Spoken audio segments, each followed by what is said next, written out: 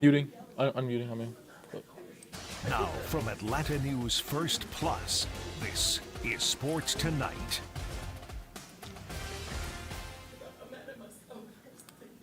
happy Thursday, everybody. I'm sports producer Scott Pennyman. Scott Pennyman.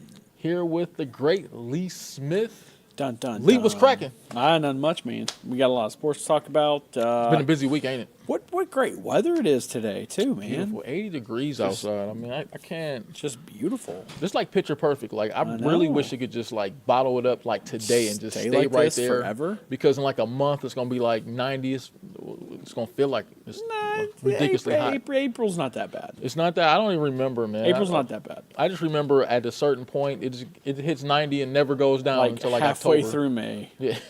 And then for like the next 7 months. It doesn't go down. It just stays right there the whole To time. basically November. Yeah, that's right. Till like November, it's 90 every day. It's just I realized that when I moved to the South, I'm like, it hits the summertime. By the time it hits like, all I remember, it seems like at the end of April. It just seemed it hit 90 one fall day. for like 1 month. Right, and you get winter for like 6 weeks, don't you? Yeah, essentially too much. Yeah, I love it. And then boom, Exactly. right back. No snow. That's from a guy from Ohio. If I can get through 2 or 3 winters without a flake of snow, I'm a happy man. Yeah. Let's do it. I mean, goodness. So talk about a happy man or an unhappy man, depending on how you want to look at it. The Atlanta Happy Falcons. fans. Well, Unhappy man. I guess we don't want to say happy fans, do we? I mean, I don't know, Lee. Man, that's kind of that's a harsh way to put it. That's harsh. But Reality. the Falcons stay busy, and once this period of free agency began, they obviously were very busy signing Kirk Cousins to that monster contract. And once that happened, you kind of knew Desmond Ritter's days were numbered, where they were numbered to like 2, because today they traded him to the Arizona Cardinals for another disappointing draft pick, Rondale Moore, a wide receiver. So basically, it was like, we're going to trade our slop for your slop. And that's kind of what happens with today with Ritter going to Arizona. But look, that's probably a better situation for him. He gets to go to Arizona, back up Kyler Murray out there, and just be able to just develop for a couple years. And I think probably take his proper place in the NFL, which there's nothing wrong with it, right? He's going to be a long-time backup. And there's a lot of guys who have made a lot of money being backup quarterbacks in the NFL. I mean, you can make bank. I mean, look at what some of these backup quarterbacks have signed for just this week alone. I mean, like you were making fun of earlier, Marcus Mariota, right? Hey, I'll take $6 million a year. Right.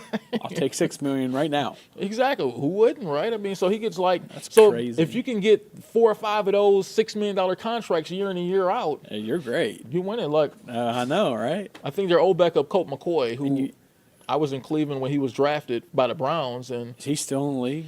I think last year was his first year out the league. But, Oh, but he had a gosh. 13-year career, made $30 or $40 million Yeah. as a backup quarterback. I mean, nothing wrong with that. No, that's awesome.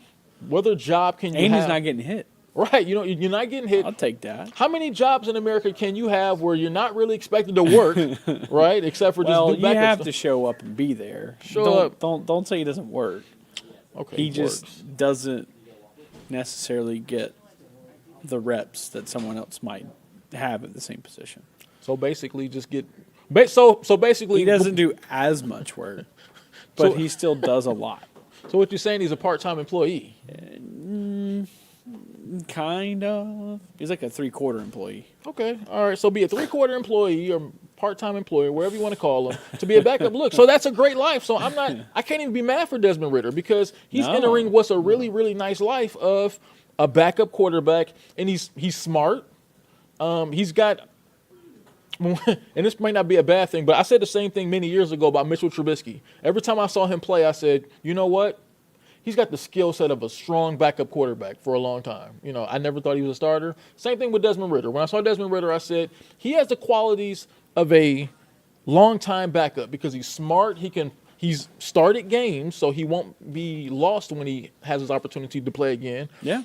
And I think he's the kind of guy who you could put in there. He can run, get you through an offense. He can make quick reads and just run your offense efficiently enough for a couple games, but he's not a starter. And often, as in the real world, a change of scenery might Could do wonders. It could. It might make him better. He might have a lot better outcome. Yeah. Different coaches, different players around him, whole different environment and atmosphere. So who knows? Yeah. Hopefully he does. I am rooting for the guy. I ain't no hard feelings, man. Look, I don't think Arthur did him any favors too at times. No, No. That's probably why Arthur's unemployed too.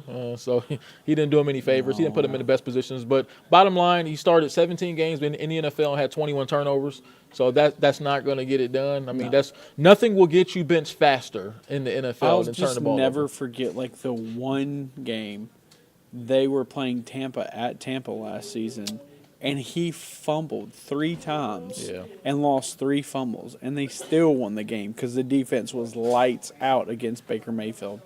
Right. So you know what? I think that led the front office. It was like the first time that a player had lost 3 fumbles in the same game in like 50 years. But what that did, though, as we'll jump on to the next one, what that did was I think that made Falcons management go, if we just have a guy that can just take care of the football and just make some plays for us on offense, we can probably win a lot more games than what we did. So that led him to getting Kirk Cousins, right? For sure. For sure. And hey, look, Kirk's coming in. He's got a whole lot of swagger. He was really impressive in his introductory press conference last night. It just felt like it was somebody who had been there, who had done that, knew exactly the right things to say to energize a fan base that, quite frankly, hasn't had a whole lot to look up to. I mean, so look, 2016 was the last time that they had a really good playoff run. They were in the playoffs in 2017, and they haven't been back since then. It's been a long time coming, and the fan just wants some better product on the field. And hopefully, 100 and what? How many? What's he getting? $120 million man? Oh no, he's got like what, 180 million, doesn't he? 180? 180 million with 100 guaranteed. Oh, okay. Over a 4-year span. All right. Well, hopefully, $180 million man will do the trick. Well, look, people were coming from my neck on social media because I put, I think you saw me yesterday when I was putting my clip together, and we were discussing the day the Falcons got Kirk Cousins. Yeah. And we talked about, and this is what I said about Kirk Cousins, and I'm straightforward, and I've said this for years about Kirk Cousins. What the Falcons needed was competent quarterback play. They feel like if they just had a competent guy at that position, they could probably win 10 or 11 football games. Kirk Cousins accomplishes that. I'm fine with that. But you don't think it goes any better than that? probably not, because if you look at the track record of Kirk Cousins' career, and he's had far better weapons in different places than he'll have here in Atlanta. I think Atlanta, there's some nice weapons here. But even when you look at Minnesota, I don't think there's a receiver probably in football better than Justin Jefferson.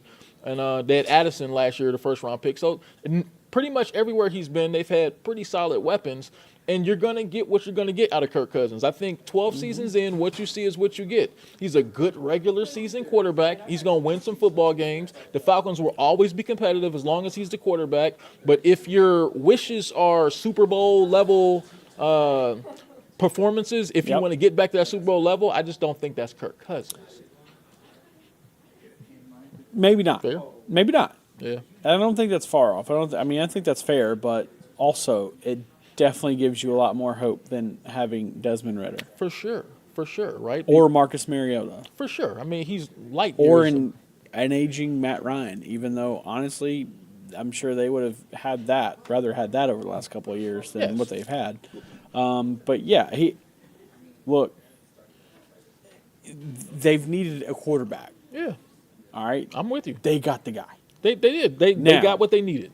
For sure. Honestly, yeah, the playoff wins was, to me, that is kind of concerning that he's only had one playoff win. 1-4 playoff. He's got one more than Desmond Ridder. Yeah, right. And Desmond Ridder's only played basically one season. You look at a guy like Baker Mayfield, who got less money than Kirk Cousins. He has 2 playoff wins with two different franchises. Yeah. So look, I'm not going to squash the hope. No. It's literally day 2. Yeah, I'm not here to do that.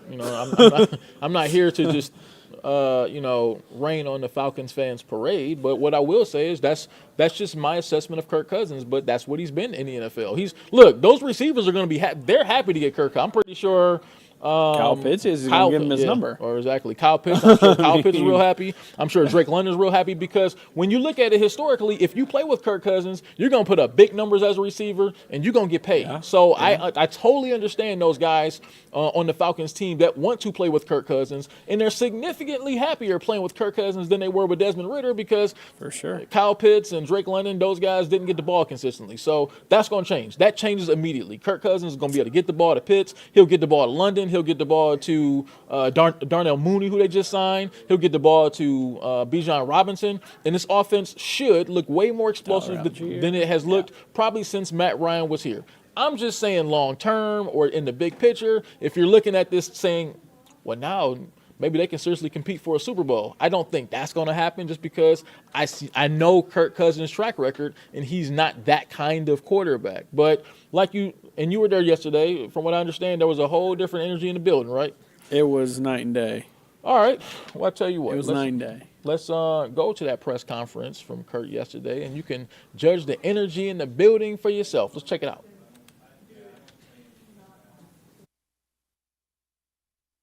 In the evening, but it's good to get this done. So get it started. So I'll open, and then I can take any questions you have. Does that work? Yes.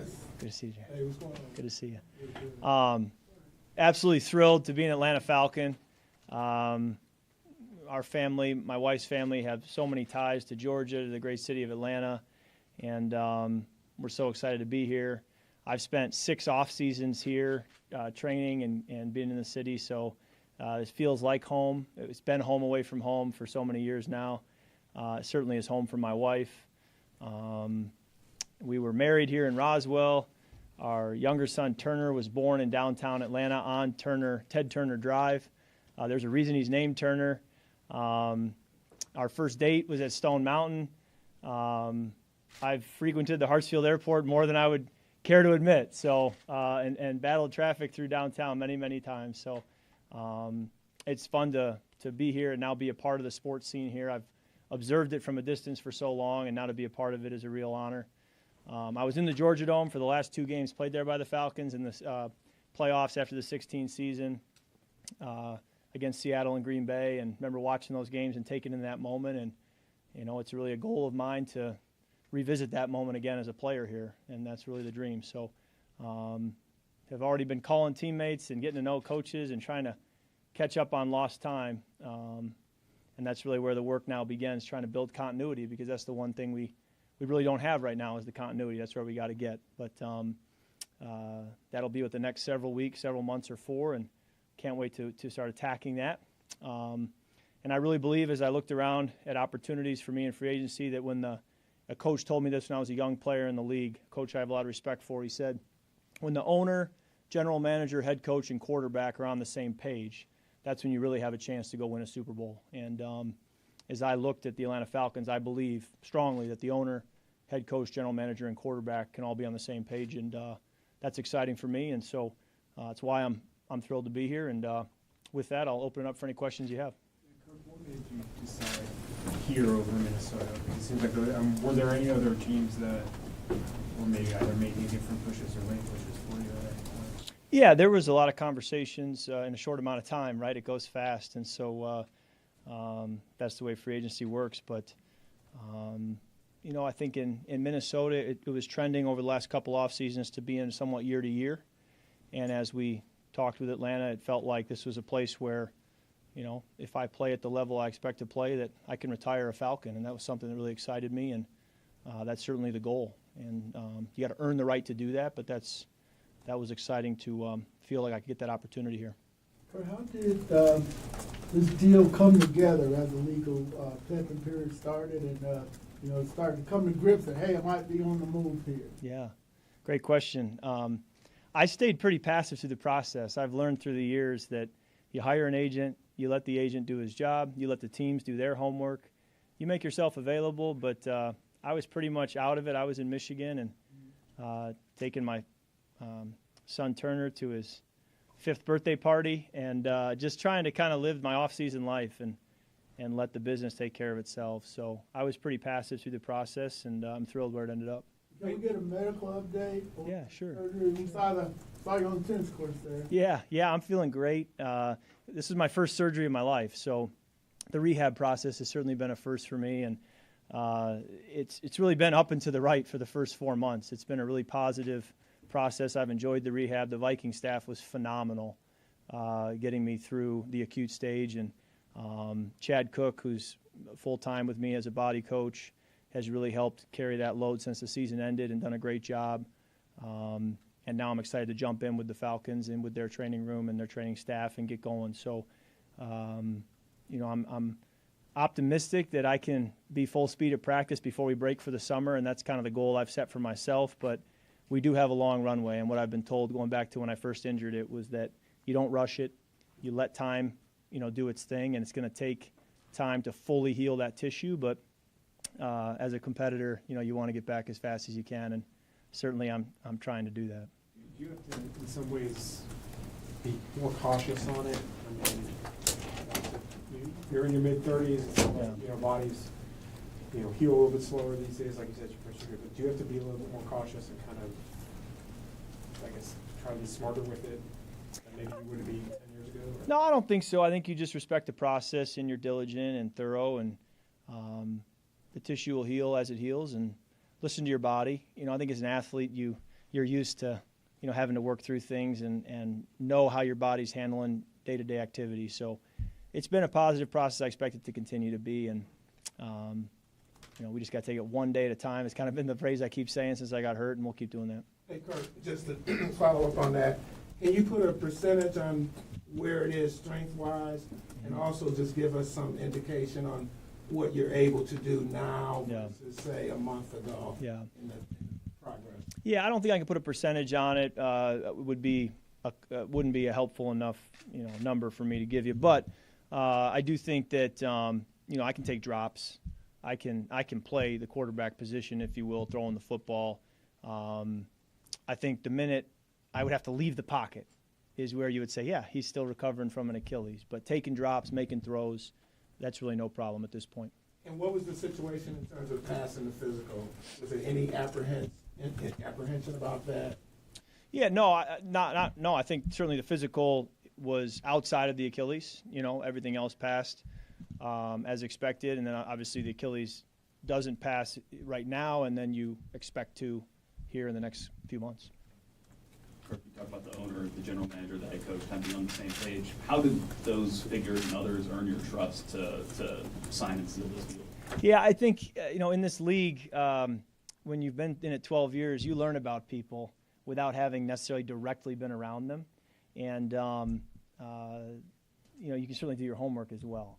And so Raheem, I was around for 2 years in Washington, and was just so impressed with him as our DB coach. He would walk down the hall to the quarterback meeting in OTAs, and I was a rookie and didn't know what was normal, but that wasn't normal for me before that and wasn't normal after. But for a DB coach to walk down the hall, and now looking back, when that room was Kyle Shanahan, Matt LaFleur, Mike McDaniel, Sean McVay, he had good reason to be walking down the hall, but I would put him right in that category. And as I look back, I think, he was one of the original people there in the room with those other names. And the fact that I was in that room too, the chance to get back with someone from that room was a real thrill for me. And then I called Drew Brees, and I said, Drew, I can't talk to teams. I can talk to you. And you worked with Terry for 15 years. Talk to me about him. And Drew just raved about him, about his football knowledge. And I think it shows in the roster he's already built here. And then also got a lot of positive feedback on Mr. Blank. And I just started putting the piece together best I could. And I really liked what I was learning. Kirk, you mentioned the roster. What are the strengths of this roster offensively as you see them? Well, I see playmakers on the outside. I see an offensive line that's talented, that's played together, that's well coached. I see good people. You win with people. And I just see really good people who want to do things the right way. They want to put the work in. They want to be coached.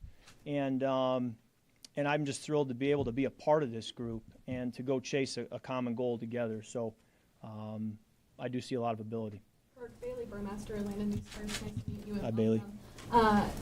The staff has talked a lot about what they want in a quarterback, proven starter. They do things after things. Raheem, in depth, talked about wanting a guy that it's Atlanta, the culture of Atlanta? I know you list all the connections Sure, you sure. have here, but what would you say to Falcons fans that you fit this culture, because they're looking Yeah. for that guy to come in here and play the way they want the Falcons to play? No doubt. No, my father-in-law wants the Falcons to play the way they know the Falcons can play. So, and I've sat there on the couch next to him on a bye week as he cheers for the Falcons to play that way. So, I think you have to be process-oriented. You have to be hardworking. You got to be humble and hungry. You got to be a great leader. You got to serve your teammates. You got to build relationships. Those are all the things I'm trying to do. It's a formula that has worked for me since my junior year of high school, when I first began this football journey, being recruited. So I'm going to be the same guy I've been through that whole process, and I believe that what's gotten me here to this point will serve me well up ahead.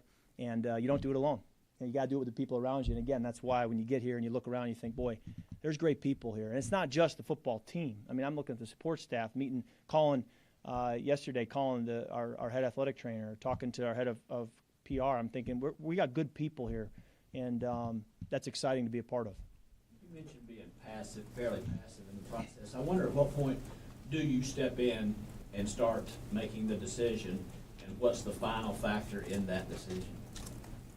There is no final factor. I think it's multifactorial. I think you got a lot going on. I think it goes quickly. I think the decisions somewhat make themselves. You just, observe what doors are opening and what doors are closing, and that kind of helps inform you to make a decision. What's the timeline? You can give us an idea of when that decision was made. I mean, when did you know you were leaving Minnesota, and when did you know you were going to Atlanta, if those are two different? Yeah, I think my agent called. I was getting out of a bodywork appointment. My agent called and said, basically that I's have been dotted, T's have been crossed. He was ready to put it on social media, and he's just one last check-in with me. And I said, no, I've been passive through this process to this point. I'm going to be passive here. I trust you, Mike. We've worked together for over a decade. If you're ready, I'm ready. And at that point, he put it out on social media, and my phone suddenly had 200 text messages. So, and then we hit the road shortly thereafter, and road trip from Michigan down here. And, that was a time for me to make a lot of phone calls, both saying goodbye and then also introducing myself to a lot of people here in Atlanta. So that morning, in your mind, it could have gone. When you woke up that morning, could have been either outcome for you. I think so, and I think that's what the league is. I mean, I've learned NFL stands for not for long, and you don't really take anything for granted. You get to work every day, and you're always aware that nothing's promised, nothing's guaranteed, and so I don't tend to get too far ahead. You mentioned coming here, and you said all the elements are here to win a Super Bowl, which this franchise has never done. And I'm curious what makes you think that those elements are in place, and also for you personally, as a guy who's put up some great numbers over the years, but only has one victory. Yep, it's all about winning. How much are you driven by wanting to add that to your legacy, that you can win the big game and win in the postseason? Yeah, winning is what it's all about. That really informs so many decisions, and even in recruiting Darnell Mooney to come here. His answer is, I just want to win. And I said, well, we're on the same page. So, that's really where the focus lies. And, you got to go prove it in the fall, but you certainly believe that there's the pieces here that you can do that. Does it bug you that you haven't had that playoff success? Is that kind of hanging over your head that, like, my career won't be complete until I, have a deep run in the postseason? I certainly think that, quarterbacks will always be evaluated based on not just September to December, but January and February. And that's where you want to get to because of September to December. And then once you get there, you want to have meaningful wins and play meaningful games in January and February. And that's where I want to go, and I believe we can go. Did they come to you with the idea of Mooney, or did you go to them? You were recruiting. Yeah. You kind of said, hey, listen, no, there are receivers I'd like to play with. Right. No. Again, pretty passive. Let them do their job. You trust them to do their job. But they said, hey, we're close. And I said, well, let me call him. this guy's a real deal. I saw him twice a year in Minnesota in the division, and thrilled that we have him. In terms of this locker room, at least right now, you have both guys who were both starters last year in this locker room. How do you manage that and handle that? Because that's obviously a situation you kind of dealt with in the beginning of your career. Yeah. Yeah, and even at Michigan State, I was in a crowded quarterback room with Brian Hoyer, who's played 15-plus years in the league, and Nick Foles, who's been a Super Bowl MVP. We were all in the same quarterback room, and in Washington there was competition, and I think it's just you want to have the quarterback room be a working force together, regardless of the who's in there. And so that'll never change. And no matter who's in that room, I want to be available, be a resource, and also, iron sharpens iron, be sharpening each other. And I think that's what really makes me better as a player, is when the quarterback room can help sharpen you. Kirk, you did a leader, though. All right, pretty cool hearing from Kirk Cousins, right? The new franchise quarterback for the Atlanta Falcons. So yesterday, me and you, Lee, were out at a UGA Pro Day. Yeah. We pivot to the college game a little bit. UGA obviously turning the page. A lot of their key guys from those championship runs were showing out for NFL scouts yesterday. What was your quick take? Basically that everybody loves Lab McConkey. I mean, it's whoever gets that guy is going to get a really good receiver. Think he was a star Pro Day yesterday? Yeah, I think he was. Yeah, I wonder. Brock was out because he said he had a hurt, or not hurt. He just said he had wasn't feeling well. Kind of tweaked the hamstring a couple weeks ago, and he didn't want to risk anything. Yeah. So he's going to have his own workout for teams. That should be interesting. Yeah. So I don't know. I'd probably say Javon Bullard did good too. Yeah, Javon Bullard, he's one of those guys. I really think when you look at when you think about Javon and what he brings to the table, I wonder, can he creep maybe into that high second round territory? Probably. I think one of the things I kind of wonder about though is where those backs will land, right? I mean, you got Kendall Milton, Dejon Edwards. Yeah. You kind of wonder. I'm guessing mid round when you think about what they are, because I don't think either one of them are spectacular backs. Yeah. I think they're workman-like backs. Well, I guess by comparison, Kenny McIntosh last year won the 7th round. He won the 7th round to the Seahawks. Maybe they'll go a little higher than that. I think both those guys are maybe you think they're better than Kenny McIntosh? I don't know. Maybe. They're bigger. Yeah. But I did see that Kendall Milton dropped a couple balls yesterday. Yeah. In the passing game. I did see that. They were actually catching footballs from Gunnar Stockton. So when you look at Wright, he's like the most plain. I don't mean that in a bad way, but just watching him during the season, looking at Dejon Edwards. Yeah. He's a very straightforward, business-like running back that I think you could put into an NFL system. He won't do terrible. He won't do great. I think he'll be a serviceable NFL back. I think that's maybe Milton. I think Milton maybe has a little bit higher potential, but that's just me. Yeah. I don't really know. So,